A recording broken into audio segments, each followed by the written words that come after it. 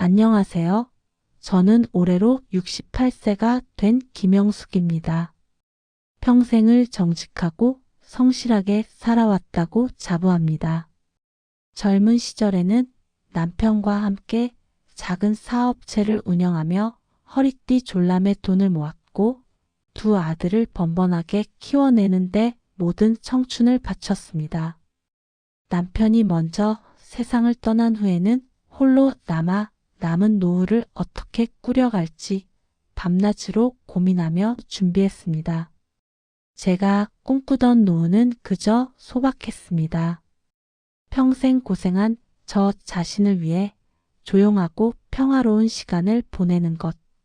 가끔 친구들과 맛있는 음식을 나누고 동네 뒷산을 오르며 건강을 챙기는 것. 그게 제 유일한 바람이었습니다. 하지만 제 인생의 마지막 페이지는 그리 호락호락하지 않았습니다. 제 아들이 데려온 그 아이, 제 며느리 때문에 말입니다. 그 아이가 제 소박한 꿈을 산산조각 낼 줄은 꿈에도 상상하지 못했습니다. 처음 며느리 미선이를 만났을 때 솔직히 좀 불안했습니다. 그녀는 저와는 너무나 다른 사람이었습니다. 늘 화려한 옷차림에 손에는 값비싼 명품 가방이 들려 있었죠. 반짝이는 액세서리들을 보면 절로 한숨이 나왔습니다. 저희 아들은 대기업에 다니긴 하지만 월급이 아주 많은 건 아니었습니다. 평범한 회사원이 저런 생활을 감당할 수 있을까? 도대체 무슨 돈으로 저렇게 다니는 걸까? 저는 속으로만 걱정했습니다. 아들에게 조심스럽게 물으니 아들은 엄마, 미선이는 원래 좀 꾸미는 거 좋아해요.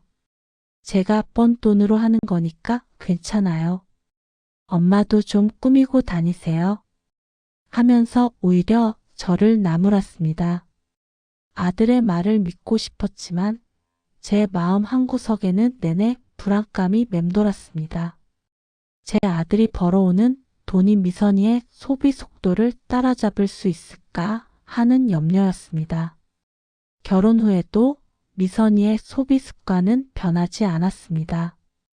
아니, 오히려 더 심해졌죠. 집안 살림은 나 몰라라 하고 주말마다 친구들과 어울려 고급 브런치를 즐기고 필라테스에 해외여행 계획까지 세우는 것을 보면서 저는 불안했습니다. 아들이 미선이에게 매달 용돈 명목으로 100만 원이 넘는 돈을 쥐어줬다는 사실을 알고는 경악을 금치 못했습니다. 아들의 월급에서 그렇게 큰 돈이 매달 빠져나간다는 것이 저로서는 이해가 되지 않았습니다. 제가 얘야, 그렇게 돈 쓰는 게 습관되면 나중에 힘들어져. 결혼했으니 이제는 좀 아껴야지. 하고 한마디라도 하면 미선이는 늘 어머님, 저희가 알아서 할게요. 저희가 번 돈인데 뭘 그러세요? 어머님은 너무 구식이세요. 하고 쌀쌀맞게 대꾸하곤 했습니다. 아들도 옆에서 엄마 간섭하지 마세요. 저희 부부 문제예요.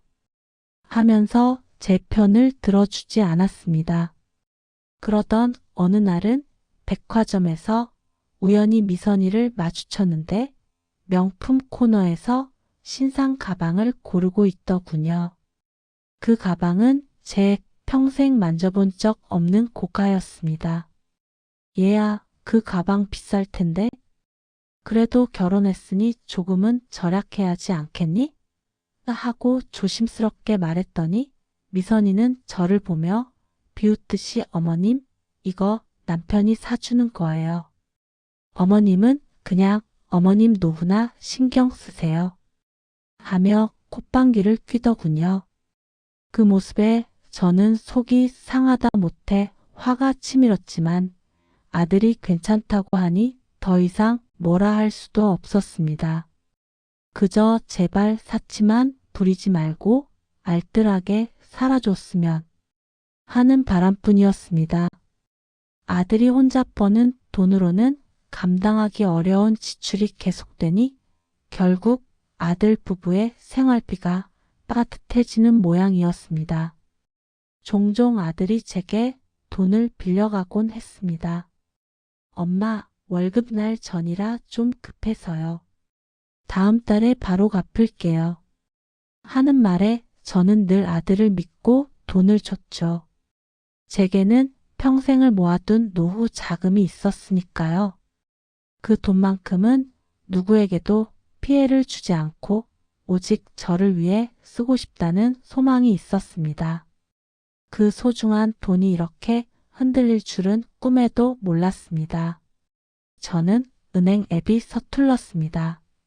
스마트폰으로 은행 업무를 보는 것이 익숙하지 않았죠. 그래서 매달 국민연금이 들어오면 은행 창구에 가서 직접 통장을 정리하고 확인하고 필요한 돈을 인출하는 것이 습관이었습니다. 그렇게 해야 마음이 편했고 제 돈이 어디로 어떻게 흘러가는지 직접 눈으로 확인해야 안심이 됐습니다. 그러던 어느 날이었습니다. 볕 좋은 오후 평소처럼 은행에 가서 연금 통장을 정리하는데 제 눈을 의심할 수밖에 없었습니다.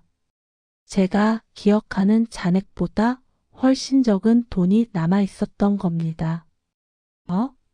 내가 이렇게 돈을 많이 썼었나? 아무리 생각해봐도 기억나지 않는 출금 내역들이 여러 건 눈에 띄었습니다. 매달 일정 금액이 빠져나간 것도 있었고 갑자기 큰 돈이 나간 적도 있었죠. 금액은 적게는 몇십만 원부터 많게는 100만 원이 넘는 돈까지 다양했습니다.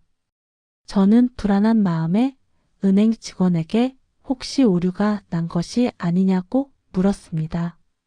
직원은 친절하게 컴퓨터 화면을 보여주며 고객님, 이건 자동 이체 내역인데요.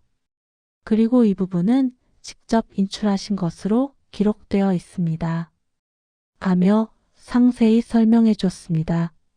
하지만 제가 설정한 자동 이체는 오직 보험료와 자원봉사단체 후원금밖에 없었습니다. 제가 직접 인출했다는 기록 중에도 기억나지 않는 날짜와 금액이 많았습니다. 저는 불안한 마음을 안고 집으로 돌아왔습니다. 머릿속은 혼란스러웠습니다. 설마 내가 치매인가? 내가 깜빡하고 썼나? 하는 자기 의심까지 들었습니다. 하지만 아무리 기억을 되짚어봐도 그런 큰 돈을 제가 인출한 기억은 없었습니다. 아들에게는 차마 말할 수 없었습니다. 괜히 말했다가 며느리 의심한다는 말 들을까 봐 걱정이 앞섰죠. 혹시나 아들 부부의 생활이 너무 힘들어 아들이 몰래 그랬을까 하는 생각도 들었습니다.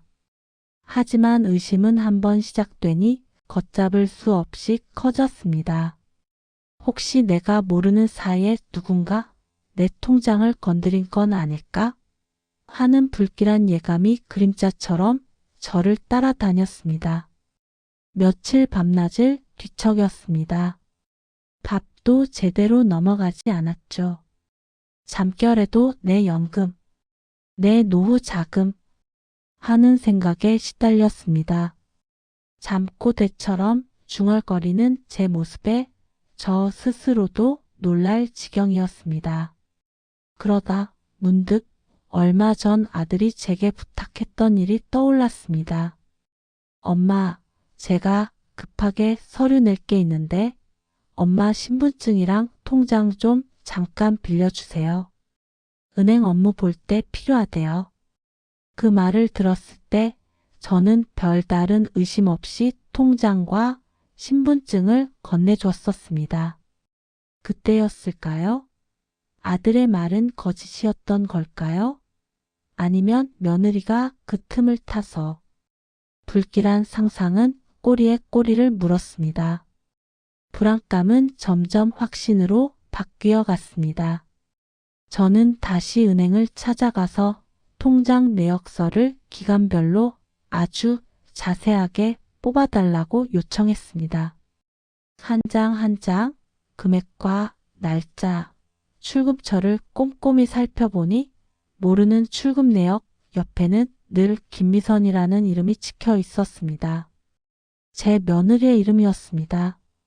믿을 수 없었습니다. 제 숨통이 막혀오는 것 같았습니다. 설마 했던 일이 현실이 된 겁니다. 제 며느리가, 제 아들의 아내가 제 노후 자금을 몰래 빼돌리고 있었다니. 손이 부들부들 떨리고 눈앞이 아득해졌습니다. 분노보다 먼저 찾아온 것은 엄청난 배신감이었습니다. 제가 이 아이를 얼마나 믿었는데 어떻게 저럴 수가 있을까? 내가 뭘 그렇게 잘못했기에 내게 이런 짓을 할까? 드럼 비트 강조 김미선. 세 글자가 제 심장을 쿵 하고 내려앉게 만들었습니다. 제가 사랑하는 아들의 아내이자 제 가족이라고 여겼던 그 아이의 이름이 제 통장에서 돈을 빼간 범인으로 찍혀 있었습니다. 저는 그 자리에서 주저앉을 뻔했습니다. 온몸에 피가 식어버리는 듯한 충격이었습니다. 며칠 동안 밥 한 술 뜨지 못하고 잠도 못 잤습니다. 제 머릿속은 온통 배신감과 분노로 가득 찼습니다. 아들에게 당장이라도 달려가 소리치고 싶었지만 그랬다가는 집안이 난리가 날 것이 뻔했습니다. 게다가 며느리는 분명 발뺌할 것이고 아들은 또 며느리 편을 들지도 모른다는 생각에 더더욱 절망스러웠습니다. 저는 이성을 잃지 않기로 다짐했습니다. 감정적으로 대응했다가는 저만 상처받고 아무것도 해결하지 못할 것이라는 것을 제 오랜 인생 경험을 통해 알고 있었기 때문이죠. 저는 차갑게 마음을 다잡았습니다. 저는 우선 변호사 사무실을 찾아갔습니다. 무료 상담을 해주는 곳을 수소문하여 찾아갔죠. 변호사님께 모든 사정을 말씀드리니 변호사님은 차분하게 제 이야기를 들어주셨습니다. 제 이야기가 끝나자 변호사님은 명확하게 말씀하셨습니다. 어머님, 지금은 감정보다는 증거가 중요합니다. 통장 내역서는 물론이고 며느님께서 어머님의 통장에 접근할 수 있었던 경위, 실제 돈을 인출했던 시점의 CCTV 영상 등 며느님이 직접 돈을 빼갔다는 명확한 증거가 필요합니다. 며느님이 신분증을 위조했거나 몰래 사용한 것이라면 형사처벌까지도 가능합니다. 그때부터 저는 철저하게 증거를 모으기 시작했습니다. 제 인생을 걸고 제 노후를 지키기 위해 무슨 일이든 할 각오였습니다. 먼저 은행에 다시 찾아가서 며느리가 제 통장에서 돈을 인출했던 시점의 CCTV 영상을 요청했습니다. 처음에는 개인정보라며 거절했지만 제가 노인이고 힘들게 모은 돈을 빼돌린 파렴치한 범죄라며 강력하게 항의했습니다. 결국 은행 측에서 내부 검토 후 해당 기간의 CCTV 영상을 제공해 주었습니다. 영상을 확인하는 순간 제 눈을 의심했습니다. 아니, 의심할 여지조차 없었습니다. 분명히 제 통장에서 돈을 인출하는 사람은 제 며느리 미선이었습니다. 마스크를 쓰고 있었지만 그녀의 옷차림, 걸음걸이, 그리고 그 익숙한 손동작은 누가 봐도 미선이었습니다. 게다가 그녀의 손에는 제가 아들에게 빌려줬던 제 신분증까지 들려 있었습니다. 신분증을 가지고 가는 척하다가 몰래 제 통장까지 사용했던 겁니다. 제 신분증을 이용해 마치 제가 직접 인출한 것처럼 속인 것이죠. 저는 더 이상 망설이지 않았습니다. 증거를 확실히 확보한 후 이제 아들에게 이 모든 사실을 알릴 시간이 왔다는 것을 직감했습니다. 그리고 이 모든 것이 며느리의 파렴치하고 비열한 범죄라는 것을 아들에게도 똑똑히 보여줄 작정이었습니다. 제 분노는 이제 뜨거운 복수심으로 불타오르고 있었습니다. 하지만 그 복수심은 단순한 감정이 아니었습니다. 제 노후를 되찾기 위한 냉철하고 이성적인 반격의 시작이었습니다. 저는 제 자신을 믿었고 제가 모아둔 돈의 가치를 믿었습니다. 이 싸움에서 저는 반드시 이겨야만 했습니다. 아들과 며느리를 집으로 불렀습니다. 상에는 제가 그동안 모아온 모든 증거, 서류들을 펼쳐 놓았습니다. 은행 통장 내역서, 며느리가 찍힌 은행 CCTV 영상 캡처 화면, 그리고 변호사에게 자문받은 법적 의견서까지. 제가 너무나 냉정하고 단호한 표정으로 그들을 맞이하자 아들과 며느리는 처음에는 무슨 일이냐는 듯 어리둥절한 표정이었습니다. 마치 자신들은 아무것도 모르는 순진한 양처럼 굴었습니다. 미선아, 그리고 아들아, 이것 좀 보거라. 저는 먼저 통장 내역서를 며느리 앞에 내밀었습니다. 이게 무슨 돈인지 설명해 보겠니? 내 연금 통장에서 매달 빠져나간 돈들인데 내 기억으로는 내가 쓴 돈이 아니다. 내 이름으로 찍힌 이 출금 내역들은 도대체 무엇이냐? 며느리는 잠시 당황하는 듯 하더니 이내 언제 그랬냐는 듯 능청스럽게 말했습니다. 어머님, 그거 제가 돈 좀 필요해서 잠깐 썼다가 채워 넣은 거예요. 아버님 돌아가시고 어머님 혼자 계시니까 혹시 무슨 일 생길까 봐 제가 어머님 돈 관리해 드린 건데 뭘 그러세요. 기가 막혔습니다. 제가 죽은 줄 아나 봅니다. 제 돈을 몰래 빼돌린 것을 관리라고 표현하다니요. 후안무치한 태도에 제 분노가 머리끝까지 치솟았습니다. 거짓말 마라. 그럼 이건 뭐니? 내가 내 신분증을 들고 내 통장을 가지고 은행에서 돈을 인출하는 모습이 찍힌 이 사진들은 다 뭐냐? 저는 준비해간 CCTV 영상 캡처 화면을 내밀었습니다. 제 신분증을 들고 제 통장을 들고 돈을 인출하는 며느리의 모습이 선명하게 찍혀 있었습니다. 아들의 얼굴은 사색이 되었습니다.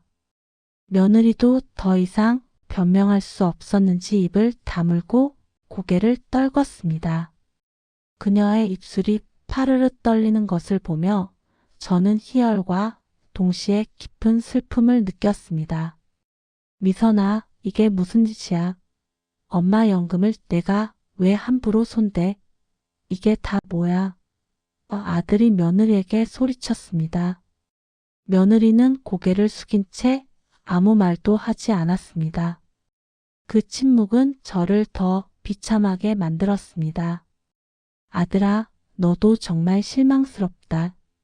내 아내가 내 돈을 이렇게 빼돌리는 동안 너는 뭘 했니? 내가 버는 돈으로 며느리 용돈이나 챙겨줬지. 엄마 노후 자금은 이렇게 허무하게 사라지고 있었다. 내가 그렇게 걱정할 때마다 너는 엄마 괜찮아요. 엄마 간섭하지 마세요. 라고만 했지. 내가 엄마를 믿어주지 않은 대가다. 아들은 고개를 들지 못했습니다. 미안함과 죄책감 그리고 아내에 대한 배신감에 얼굴이 일그러졌죠. 엄마, 제가 정말 몰랐어요. 미선이가 설마 이런 짓을 할 줄은. 정말 죄송합니다, 엄마. 저는 아들의 말을 끊었습니다. 몰랐다고? 그래, 몰랐을 수도 있지. 하지만 중요한 건 이 모든 상황을 내가 만들었다는 거다. 내가 며느리의 사치를 막지 못하고 오히려 용돈까지 쥐어주며 방종하게 만들었지. 그리고 엄마의 걱정을 늘 무시했어. 이젠 더 이상 참을 수 없다. 내 노후를 지키기 위해 나는 이제 모든 것을 할 것이다. 며느리가 갑자기 고개를 들고 소리쳤습니다. 어머님, 그래요. 제가 돈 좀 썼어요. 어머님 돈 어차피 죽으면 다 우리 건데 미리 좀 쓰면 안 돼요? 그리고 아들이 저한테 용돈 주는 건 당연한 거 아니에요?